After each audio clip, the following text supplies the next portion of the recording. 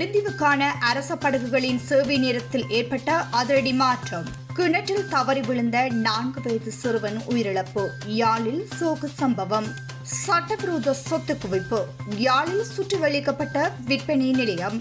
யாழில் கைதான 20 வயது இளைஞன். முல்லைத்தீவில் உணவு பார்சல் வாங்கி சென்றவருக்கு காத்திருந்த அதிர்ச்சி.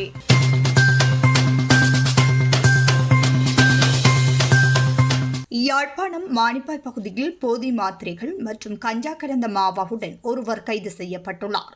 குறித்த கைது நடவடிக்கையானது இன்று யாழ் மாவட்ட குற்றத்தடுப்பு பிரிவு போலீசாரால் முன்னெடுக்கப்பட்டுள்ளது. இதன்போது சந்தேக நபரிடமிருந்து 1000 போதை மாத்திரைகளும் 2 கிலோ 420 மில்லிகிராம் கஞ்சா கலந்த மாவாவும் கைப்பற்றப்பட்டன. 20 வயது மதிக்கத்தக்க மேற்படி சந்தேக நபர் கொழும்பு கொட்டாஞ்சேரி துப்பாக்கிச்சூட்டு சம்பவம் தொடர்பாக உடுவிலில் கைது செய்யப்பட்டவரின் உறவினர் என்று போலீசார் தெரிவித்தனர். சந்தேக நபரை மானிப்பாய் போலீசார் ஊடாக மெல்லாகம் நீதவான் நீதிமன்றத்தில் முற்படுத்த யாழ் மாவட்ட குற்றத்தடுப்பு பிரிவு போலீசார் நடவடிக்கை எடுத்துள்ளனர்.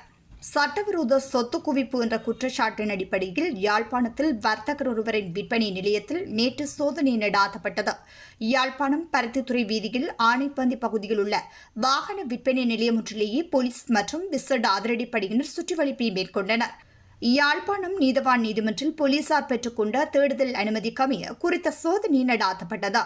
சட்டவிரோதமாக சொத்து சேர்த்த சிலருக்கு எதிராக யாழ்ப்பாண குற்றத்தடுப்பு பிரிவு போலீசார் விசாரணைகளை முன்னெடுத்து வழக்கு பதிவு செய்துள்ளனர். இதன் அடிப்படையில் நடத்தப்பட்ட விசாரணையில் ஒருவரின் கையடக்க தொலைபேசிக்கு இன்னொருவரிடமிருந்து கைத்துப்பாக்கியின் புகைப்படம் அனுப்பப்பட்டிருந்தமை தொடர்பில் விசாரணையில் கண்டுபிடிக்கப்பட்டது. இதன் ஒரு கட்டமாக குறித்த நபரின் விற்பனை நிலையத்தில் சோதனை நடாத்தப்பட்டதாக போலீஸ் தகவல்கள் தெரிவிக்கின்றன.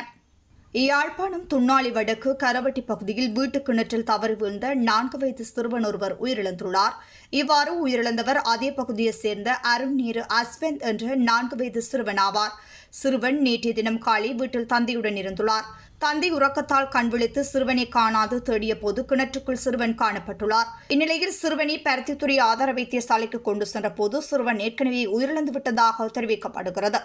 நெடுந்தீவுக்கான அரச படகுகளான வடதாரகி நெடுந்தாரகி ஆகியவற்றின் சேவை எதிர்வரும் 13ஆம் தேதி முதல் நேரமாற்றம் செய்யப்பட்டுள்ளமை குறித்து நெடுந்தீவு பிரதேச செயலாளர் பிரபாகரன் தெரிவித்துள்ளார்.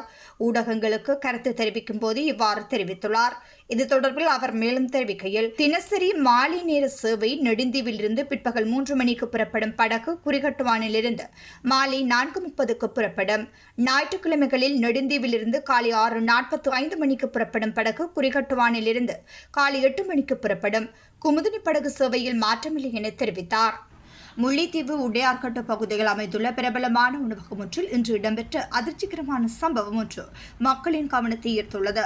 அப்பகுதியைச் சேர்ந்த நபர் ஒருவர் மதிய உணவுக்காக குறித்த உணவகத்திலிருந்து 5 பார்சல் உணவுகளை வாங்கி சென்றுள்ளார். பின்னர் உணவை அவிழ்த்து சாப்பிடும் போது உணவில் வழங்கப்பட்டிருந்த மீன் பொரியலுக்குள் புழுக்கள் இருப்பது கண்டறியப்பட்டுள்ளது. இதனால் அதிர்ச்சியடைந்த அவர் சம்பவம் தொடர்பாக உடனடியாக சுகாதார பரிசோதகருக்கு தகவல் வழங்கினார். சம்பவ இடத்துக்கு சென்ற சுகாதார அதிகாரிகள் உணவகத்தை பரிசோதித்து சுகாதார விதிமுறைகளை மீறியதாக கண்டறிந்துள்ளனர். குறித்த உணவகம் மீது வழக்கு தாக்கல் செய்யப்பட்டுள்ளதாக தெரிவிக்கப்படுகின்றது. உணவின் தரத்தினை பேணுதல், அலட்சியம் காட்டும் உணவகங்கள் மீதான நடவடிக்கைகள் தீவிரப்படுத்தப்படும் என சுகாதார அதிகாரிகள் தெரிவித்துள்ளனர்.